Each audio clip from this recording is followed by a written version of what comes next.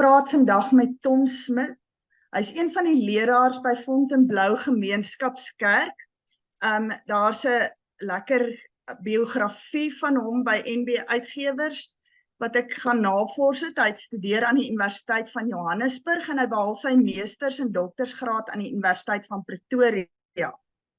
Hy's getroud met Lolly en hulle het 2 kinders.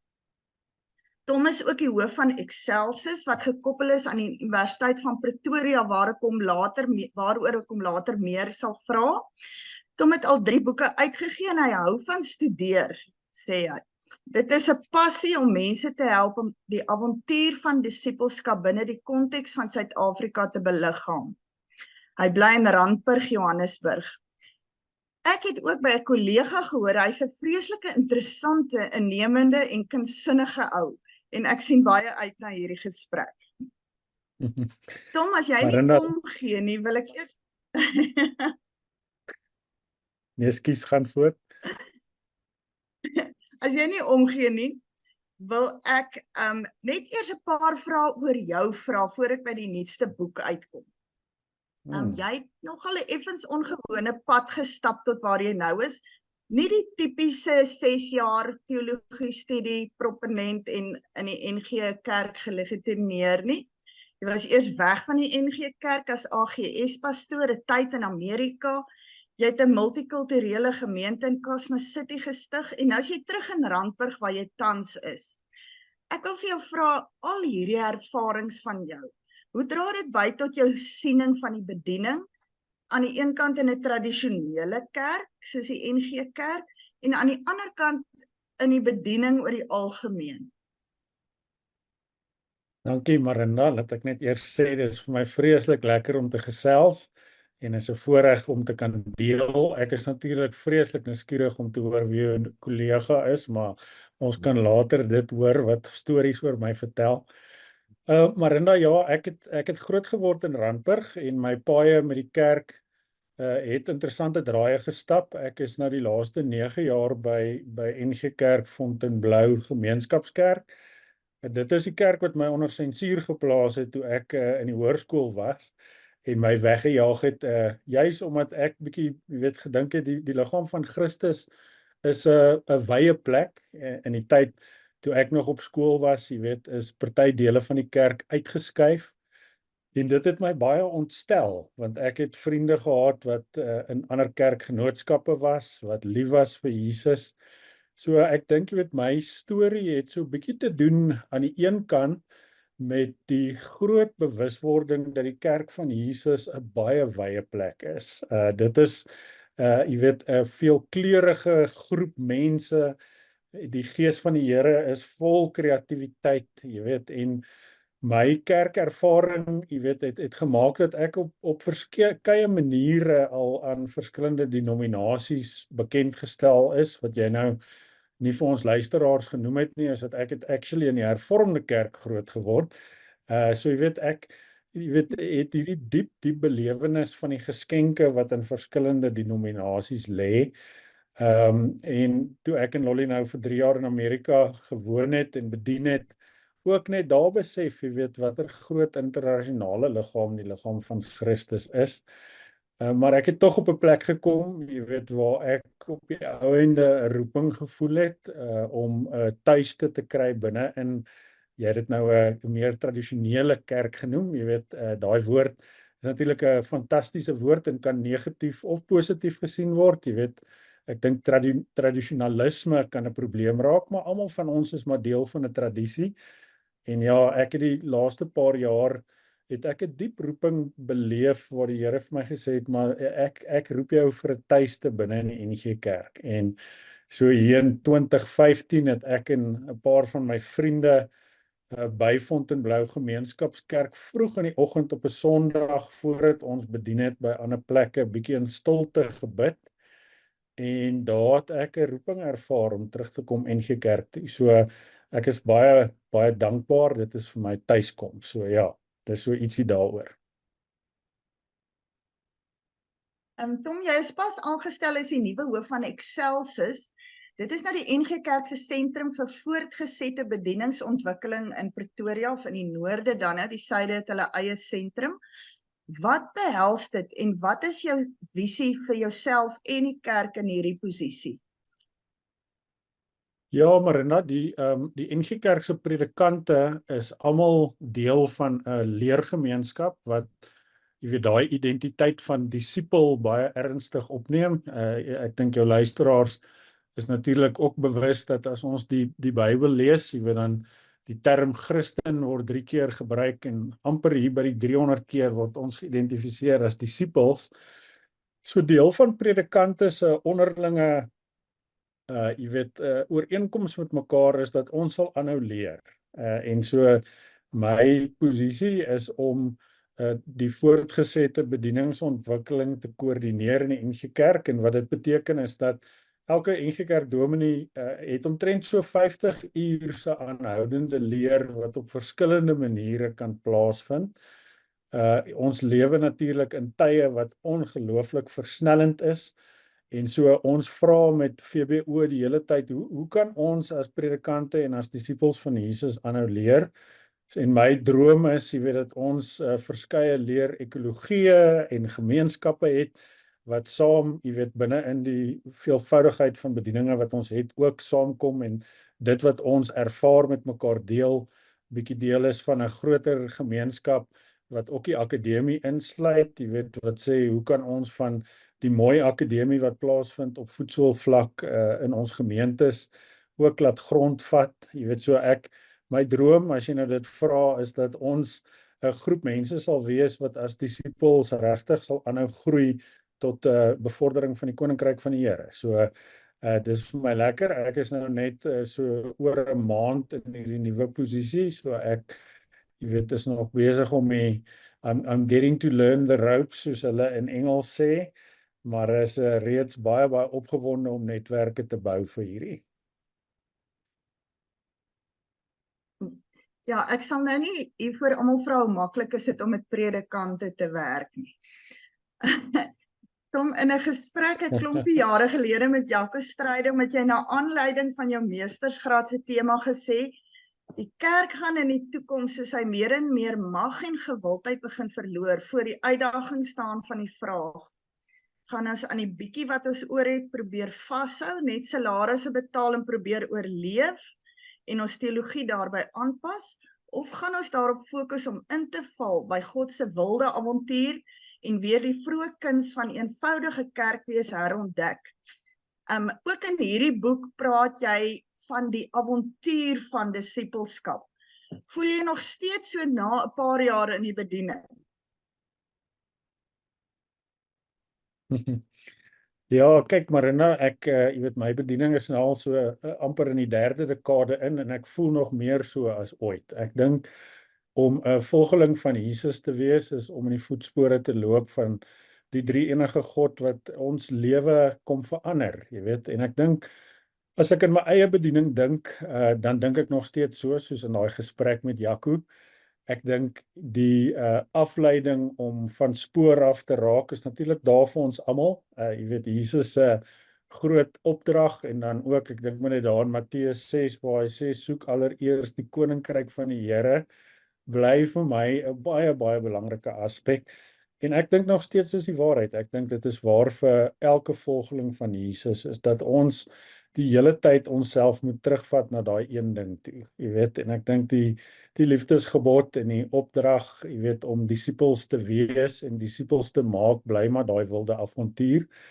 En ek dink, jy weet, die feit dat die Christendom wat vir so lank, jy weet, eintlik 'n staatsgodsdiens in baie lande was, afneem, is nie noodwendig 'n slegte ding nie, want jy weet die volgelingskap van Jesus se byvoordele is, jy weet, ons gee ons lewe vir die Here en op die ou einde volg ons Jesus en neem ons kruis op. So ek voel nog steeds daai avontuur is lewendig en ons word daarin genooi. Ja. Tom, ek wil gesels oor jou nuutste boek, Vind God in die Gewone. In die inleiding word die titel goed verduidelik aan die hand van die stamwoord woon. Is dit waar jy met die boek of die idee begin het? Ja, maar inderdaad, ek het 'n jarelange fascinasie met die rol van geloofsgewoontes. En jy weet, so 'n paar jaar terug, jy weet, het ek net besef, dis amper in alle tale, as jy die etymologie vat van habits, of dan nou in Afrikaans gewoontes, dat jy weet, ons gewoontes word diep gevorm deur die plekke waar ons woon, dit wat ons as informeel of gewoon sien, en het toe, jy weet, begin dink oor hierdie ongelooflike waarheid wat Jesus vir ons leer, dat God in ons lewens tuistes maak of 'n woning maak. So ja, dit is 'n jarelange reis. Ek dink die boek self kom uit my kontak met 'n teoloog, Dallas Willard, wat jare terug die opmerking gemaak het dat as Christene wil ons leer wat dit beteken om 'n gewone dag met Jesus te leef. En so daai saadjies, en ek dink my fascinasie met gewoontes, geloofsgewoontes of dissiplines het bygedra dat ek bietjie begin wonder het, hoe kan ek iets neersit, jy weet, wat ons kan help om in 'n wêreld waar ons baie keer as God as afwesig beleef, God raak te kan sien in ons elke dag. Ek gaan definitief later weer by die gewoontes en die dissiplines uitkom. Ek wil hoor oor die hoofstukindelings eers. Dit is werklik die gewone, die alledaagse dinge van die mens. Van opstaan, van slaap, wakker word, opstaan, was en tot by van die slaap tot by die dood. Ek wil by jou hoor oor die progressie van die hoofstukke. Het jy volgens Maslow se hiërargie deur die driehoek gewerk, of hoe het jy hierdie progressie beplan? Was dit maar net vir jou 'n organiese ding? Marina, dis nou 'n great vraag. Ek het nie aan Maslow gedink nie. Ek begin die boek en ek, jy weet, met 'n stukkie wysheid wat een van my mentors hier in die vroeë 2000s my en vir Lolly geleer het, dat van die vroegste tye, jy weet, die Jodendom in die Ou Testament het 'n gewone dag nie begin in die dag nie, maar in die aand. So ek begin met slaap, wat bietjie verrassend is vir mense, as jy dink oor 'n gewone dag met die Here.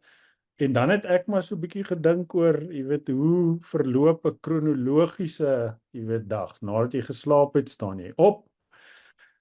Meeste van ons was dan en reinig onsself, of party van ons eet. Jy weet, en toe het ek bietjie gedink aan, as ek net aan my eie lewe dink, nadat ek nou daai lekker kos geëet het, dan is ek op soek na my sleutels om in die kar te klim. Jy weet, ek moet regmaak, so dit is 'n bymekaar hark van al my dinge. Dan klim ek in 'n voertuig en ek reis, dan werk ek.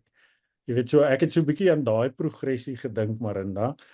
En natuurlik, in 'n boek soos hierdie, jy weet, kan jy nou nie 100% alles omvattend doen nie. So ek hoop eintlik maar die 11 hoofstukke maak ook kreatiwiteit los by mense om te dink oor die unieke kontoure van hulle eie lewens ook. Ja. Elke hoofstuk het so 'n vraagafdeling. Jy noem dit die speurders van die Skepper. Hier word elke hoofstuk as ware saamgevat en die lesers aangemoedig om na hulle self te kyk en uit te gaan en iets te doen.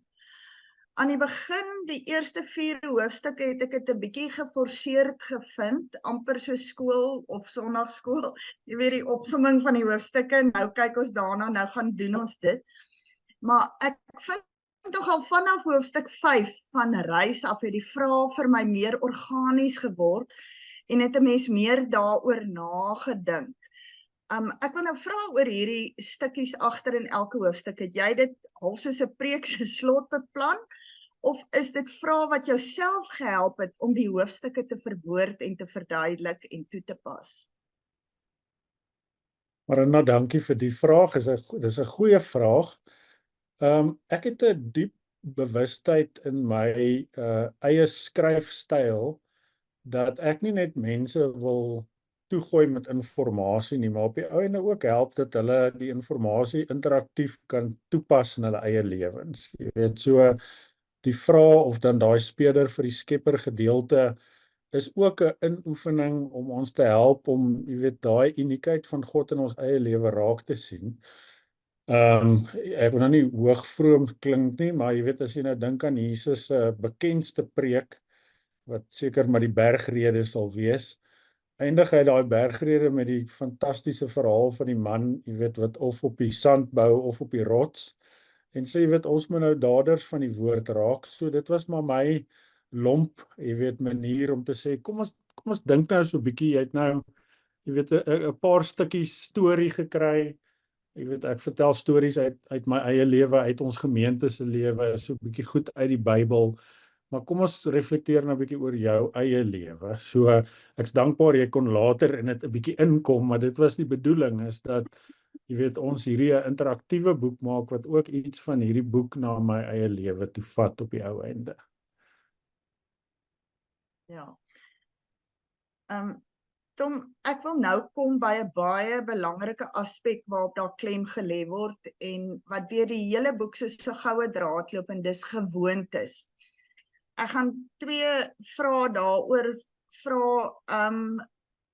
Jy lê baie klem op gewoontes, van gewoontestapels tot gewoontesiklusse. Is dit vir jou belangrik? Glo jy die mense is 'n gewoontedier? Ek dink, Marinda, dat iets wat vir my interessant is in die laaste dekade is hoe baie refleksie daar is oor die rol van gewoontes in ons lewe. En wat my opval van hierdie oplewing is dat die kerk het eintlik reg deur die eeue geweet dat ons is mense wat God innooi sodat ons die gewoontes van die drie-enige God kan aanleer. So ek dink in 'n manier is dit vir baie mense 'n herontdekking. Gewoontes is natuurlik van daai goeters wat in ons lewens kom lê op so 'n manier dat dit so outomaties is dat jy weet ons partymal dit van selfsprekend in ons lewens aanvaar. So, maar die oomblik jy weet as jy bietjie 'n vergrootglas daar begin sit, jy weet dan kom jy agter, joh, maar daar is massiewe dele van my lewe wat deur hierdie gewoontes gedryf word of ingenooi word. So ek dink in 'n groot manier, jy weet, is wie ons is, het te doen met die maniere hoe ons praktyke geoutomatiseer het in ons lewens. Dallas Willard, as ek hom nou weer kan aanhaal, het so 'n mooi ding eendag gesê, hy het gesê, nou in Engels, maar hy het gesê, Jesus followers are those who have learned routine, easy obedience. Dit is iets wat outomaties ook kom, jy weet. So ja, ek dink die rol van dissipline wat dan gewoontes raak in ons lewe is iets wat baie belangrik is. En ietsie dink ek wat mense kan help om te dink oor hoe word ek gevorm deur die drie-enige God om ook meer soos Jesus te word. Die neurosielkunde, jy weet, het baie navorsing ook in die laaste dekade begin doen oor, jy weet, hoe baie van ons lewe eintlik onbewustelik deur, jy weet, ons lewens gaan. Dink maar nou net, jou luisteraars kan dink, jy weet, baie keer dan ry ons huis toe na 'n dag se werk. Jy het nie eintlik eers gedink hoe het jy gery nie, want dit het net gebeur, jy weet. En party van daai geïnternaliseerde gewoontes help ons en dra ons. Party van hulle is bietjie onbehulpsaam, so goed soos om 'n gewoontestapel te bou of die gewoontesiklus is ook aspekte wat ek in die boek bietjie beskryf wat wyshede is van die kerk eintlik van die vroegste tye af ook. Ja, dit was vir my nogal baie kosbaar, want dis waar wat jy sê, dit is nogal die laaste dekade gesprek wat weer na vore tree. Ook wat met gewoontes te doen het. In die boek is daar baie voorbeelde van, ek wil dit sê, gebedspatrone, herhalende woorde en sinne, belydenisse, meditasies uit verskillende Christelike strominge. Vind jy dat hierdie patrone deel vorm van goeie gewoontes? Ek wil vra, glo jy byvoorbeeld in die waarde van herhaalde belydenisse en gebedspatrone? Is dit nie iets wat maak dat 'n mens naderhand nie meer dink aan wat jy sê nie? Dis 'n fantastiese vraag, Marinda. As jy hierdie vir my gevra het as 'n 20-jarige sou ek dit heeltemal anders beantwoord het. So kom ek sê net ek het my denke en my patrone oor dink daaroor verander. Wys. Ek dink een van die interessante goeters as mens nou weer praat oor daai groot T-woord tradisie is wat 'n tradisie doen is dit help ons om in die groewe in te leef wat lewegewend was vir mense oor die eeue. En ek vind dat jy weet herhaling daarmee help. Jy weet as jy dink net aan 'n boek in die Bybel soos die Psalms, jy weet is dit geïnspireerde woorde, ander mense se woorde wat ons kan gebruik in tye wat ons woorde opraak. En wat ek vind is dat daar is strome, jy het dit so mooi gesê, wat mens kanale van genade kan noem, wat partymal raak my woorde op, en hierdie woorde kan my dra en my help. Jy weet, dit raak 'n manier hoe ek God kan beleef wanneer my woorde opraak, wat ek vir my 20-jarige self sou sê, wat jy weet bietjie windmakerig sou sê, nee, jy weet al my goed moet net die hele tyd uniek wees en vars is, dat ek bietjie as 'n 20-jarige moet oplet dat selfs my uniekheid en varsheid ontwikkel ook patrone. En so, jy weet, ek dink die gebede en die groter stroom van die Christelike tradisie leer my ook, jy weet, om die wyshede raak te sien wat my individualiteit oorskry. My individualiteit raak natuurlik nie verlore nie, maar ek kan myself inleef daarin. Gister gesels ek met 'n kollega, ons het 2-daagse opleiding nou met predikante gedoen, en hy vertel toe hy het met sy gemeente die gebed wat Jesus ons geleer het, die Ons Vader, net die struktuur vir dit vir mense gegee. En hy vertel vir my 'n gemeentelid kom na hom toe en sê, hoorie, die laaste 2 weke het daai gebedse struktuur hom so gehelp om binne in die struktuur ook homself te kan wees. So ja, ek is 'n groot voorstander dat ons is nie die eerste mense wat hierdie pad stap nie, en dat ons, jy weet, in daai strome kan inspring, jy weet. En die weer eens die kerk is wyd, jy weet, so daar is, ek gebruik in die boek ook 'n paar strominge en tradisies wat die lesers kan help. Ek wil in 'n mate by hierdie vraag aansluit of by jou antwoord aansluit. In die uitgewer se bekendstelling van die boek word daar melding gemaak van jou verwysings na ander skrywers. En dit was ook vir my baie opvallend in die boek. Jy maak dikwels melding van wyshede en woorde van ander skrywers, Eugene Peterson, Dallas Willard, James Smith, Trevor Hudson, James Clear, Parker Palmer en nog vele meer. Ek wil vir jou vra, lees jy wyd en wat lees jy? Ja, Marinda, ek dink die rede hoekom ek so baie mense aanhaal is dat ek is baie lief vir lees, en is ook die bewus dat ek deel is van 'n gemeenskap wat my diep beïnvloed het. So hierdie is seker maar my, vandat ek jonk is, het ek 'n begeerte ook om, jy weet, daar in Galasiërs 6 is daar so 'n mooi versie wat sê dat ons die moet eer wat ons leer. So daar's daai rede, en dan die ander rede is, jy weet, ek is bewus dat hierdie is 'n klein bydrae binne in 'n baie groter gesprek, so vir die ander leesliefhebbers, jy weet, is hierdie dalk leidrade ook van goeie boeke wat hulle siele kan voed. My vrou was vreeslik dankbaar toe Kindles uitgekom het, want daar was altyd hordes boekstapels langs my bed. Jy weet, my Kindle rekening help nou, jy weet, dat ons nie ekstra boekrakke moet koop en goeders nie, maar ja, maar inderdaad, ek meen, julle is nou deel van 'n groep mense wat ook saam boeke bestudeer. So ek neem aan, ek praat hier met geesgenote wanneer ek sê nee, ek is baie lief vir lees. En jy weet, al die eindnotas van die boek lê maar, jy weet, in my hartsbegeerte dat mense ook dalk 'n paar lekker ander boeke kan ontdek. Ja. Ek wil nou vir jou sê, die hoofstuk reis het my nogal aangespreek, seker omdat ek uit die aard van die afgesonderde plek waar ek bly baie tyd in karre moet deurbring, en toe kinders groot gemaak het, was die oneindige wag by skool en aktiwiteite eindeloos. Ek wil jou vra oor, in die hoofstuk reis word daar gepraat oor pelgrimstogte en ook die reisigers in die Bybels is baie maal pelgrims genoem, ekskuus. Dit voel vir my deesdae of elke tweede mens op een of ander camino in een of ander gebied gaan. Is pelgrimstogte, dink jy, 'n mode? Kan die begrip of beginsel word dit misbruik? En wat dink jy is die vereiste vir 'n sinvolle pelgrimstog? Marina, ek dink kom ons erken nou maar net heel eerste, jy is heeltemal reg dat dit is 'n mode op die oomblik. Daar is baie diep herontdekkings van weer eens baie ou tradisies.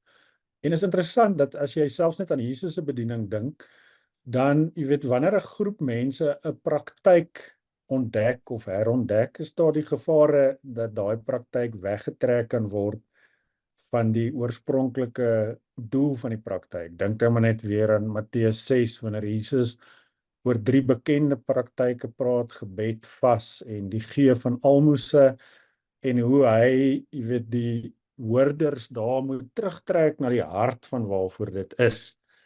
Pelgrimstogte is dieselfde, jy weet, pelgrimstogte, dink ek, het hierdie diep bewustheid dat jy in 'n reis jouself oorlaat aan die gasvryheid van ander, die geskenk van ontmoetings met vreemdelinge wat in jou lewe kan inpraat. Omtrent alle pelgrimstogte soos die Camino is pelgrimstogte wat as 'n eindpunt een of ander heilige se storie het en sy verhaal. Wat my opval, Marinda, is ek dink die populariteit van pelgrimstogte het te doen met mense se diep besef dat ons te vinnig leef. En so daar's tog iets moois vir my in, jy weet, dat al het ek nou hierdie pelle wat, ek meen, hulle gaan op hierdie pelgrimstogte wat, jy weet, in vroeëre eeue mense amper hulle lewens gekos het met die naaste designer tourism packages. Jy weet, is dit tog, jy weet, wie kan sê hulle het almal suiwer motiewe, jy weet? En dan is dit vir my altyd lekker om saam terug te reflekteer en te hoor hoe God selfs, jy weet, daai mense wat nou hierdie goed vir toeriste soort van verbruikersgeleenthede maak. Die Here is genadig en kom ontmoet ons, maar die feit dat dit nou op die oomblik 'n modegier is absoluut die waarheid. Ek dink die mooi is dat, jy weet, jy het nie nodig om die Camino te stap om 'n pelgrimshart te ontwikkel nie. En ek dink deel van wat jy nou optel is, jy weet, om in die gewone van ons lewe net te dink aan ons daaglikse reistogte kan, jy weet, iets van 'n pelgrimsgesindheid binne in ons ook losmaak. Ja. Tom, terwyl ons nou by modes is, die tipe spiritualiteit wat in die boek ter sprake is, of wat ek optel, naamlik die kontemplatiewe of die meditatiewe, is ook nou hoogmode. Ek wil by jou hoor of wanneer jy besluit om 'n boek te skryf en waaroor jy skryf, geestelike mode neigings, dis nou by gebrek aan 'n beter woord, ter sprake kom, of is dit maar 'n uitvloeisel van wat in die hedendaagse gesprek en leesstof is en 'n antwoord wat jy daarop wil gee? Ja, so, jy weet, die term kontemplatiewe spiritualiteit is definitief ietsie wat in die hoogbloei is. En daar's weer eens, net soos wat gewoontes nou in die literatuur ook 'n jy weet, 'n ongelooflike, jy weet, populêre onderwerp is.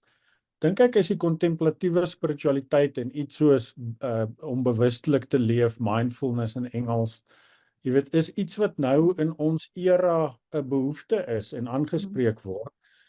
Ek as 'n skrywer dink ek nie, ek dink, okay, wat is nou populêr en kom ek hang dit aan nie. Die praktyke en dan nou die spiritualiteit wat binne in die boek beskryf is iets wat ek, jy weet, inoefen en inleef nou al vir dekades. My een vriend, ek het gister gesien op Kerkbode, is daar nou ook 'n resensie van God in die gewone. Ek het nie eers geweet nie, maar een van my goeie vriende het die resensie geskryf, en hy skryf so mooi, hy sê, ek ken Tom nou al vir 28 jaar. En jy weet, hy sê ook, dit is iets wat, jy weet, ek nou al, soos ek nou ook gesê het, ek dink nie 10 minute nou al hier oor nie. Maar jy weet, oor die breër boeg gegooi, dink ek weer eens spesifieke manifestasies van 'n kultuur verg spesifieke antwoorde. En die spoed waarteen ons lewe, jy weet, in COVID het ons almal gepraat van die nuwe normaal. Daar is toe nou nie 'n nuwe normaal nie. Jy weet, die lewe het net eintlik nog meer versnel. En ek dink daar is tydstippe binne in 'n samelewing wat spesifieke, ek wil amper sê, medisyne verg. En die spiritualiteit, jy weet, wat ek dink dit verg, is 'n nadenkende spiritualiteit wat stadiger is, wat my bietjie tot stilstand bring en my oopmaak vir die Here. Wat nou interessant is as jy dink aan iets soos mindfulness, is dit eintlik weer eens 'n klomp goeters wat in die Bybel beskryf word minus God partymal, né?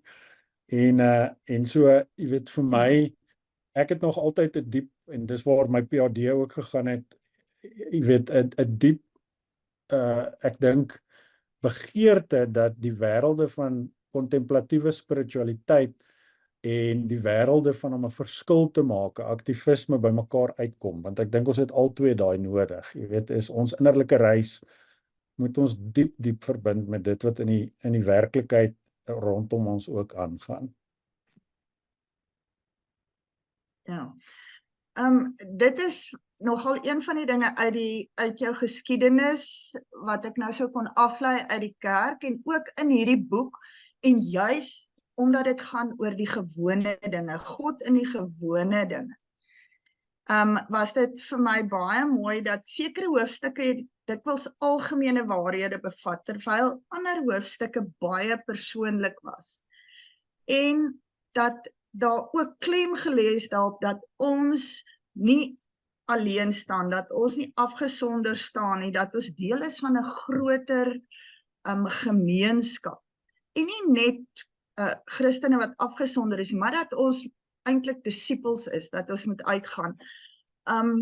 Ek wil nou by jou vra, is daar sekere aspekte in die boek wat jy aangeraak het, wat ek nou genoem het, wat meer tot jou gespreek het? Is daar sekere dinge wat jy in jou hart voel, jy wens dat dit kan neerslag vind in elke mens wat die boek lees?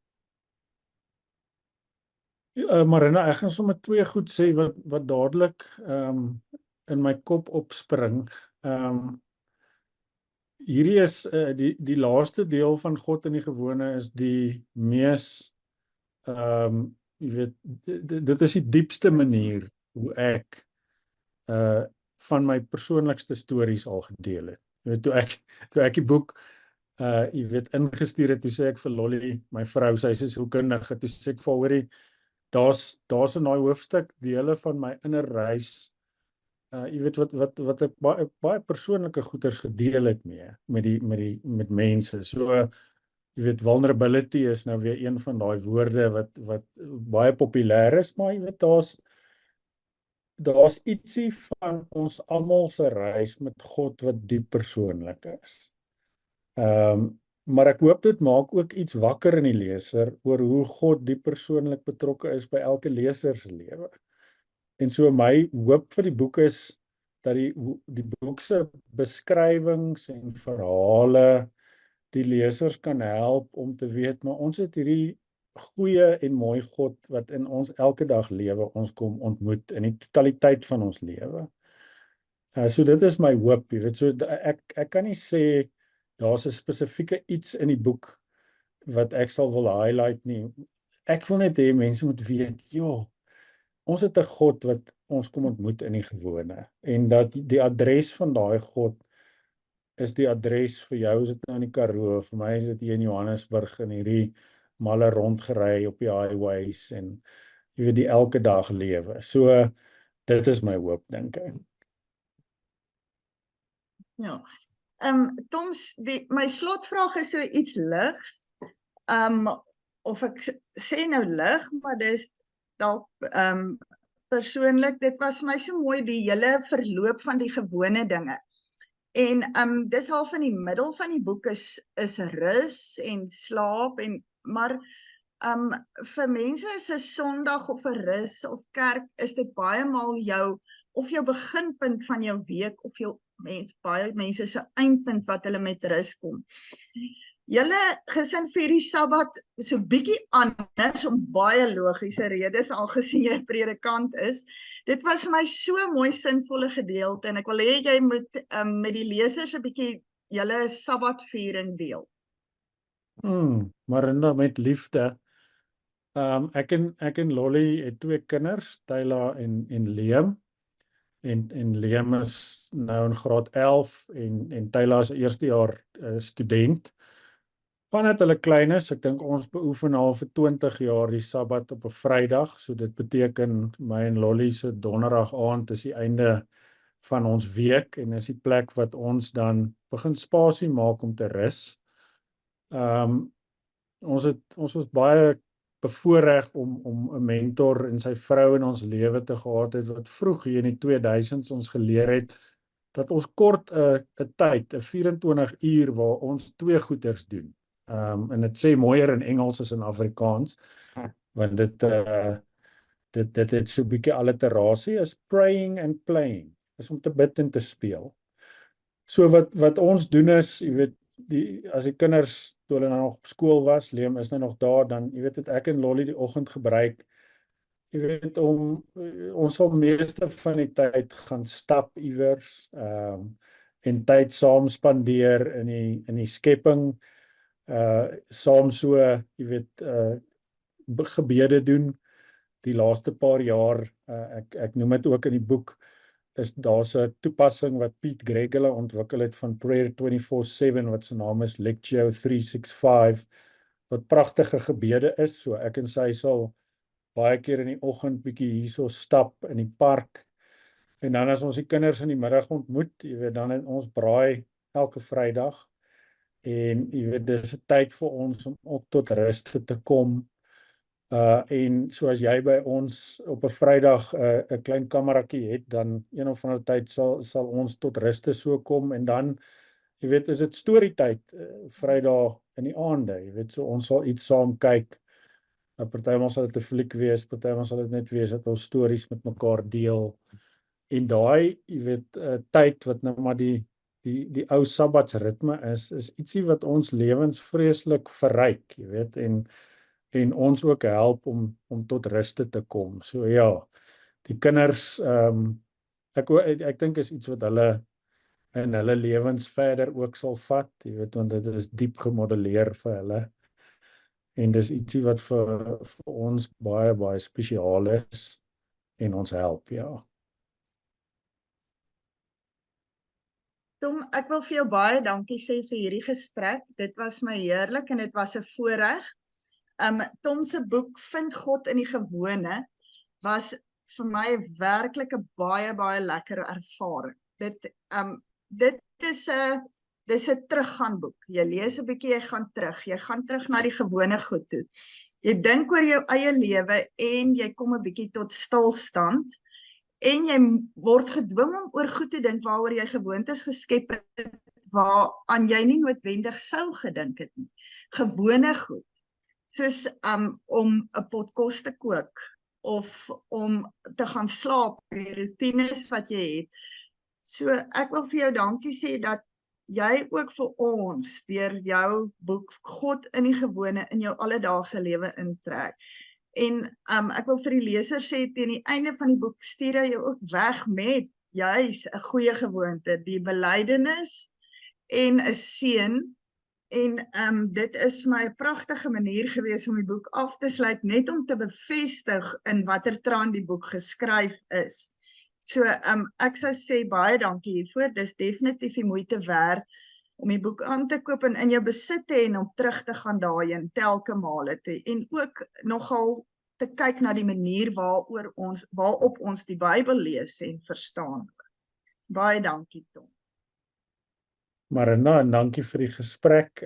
Baie dankie ook vir jou diep interaksie met die boek. Ek kan sommer uit jou vrae, jy weet, kan ek agterkom dat jy het moeite gemaak en natuurlik as 'n skrywer is dit vir my 'n groot voorreg. So ek wil vir jou dankie daarvoor sê. Ja, en my hoop is regtig die seën wat ek in die boek ook uitspreek daar aan die einde is dat jy weet die lesers sal aanhou om God in die gewone van hulle lewe te ontdek. So ek wil vir jou dankie sê ook vir die gesprek en vir die lesers.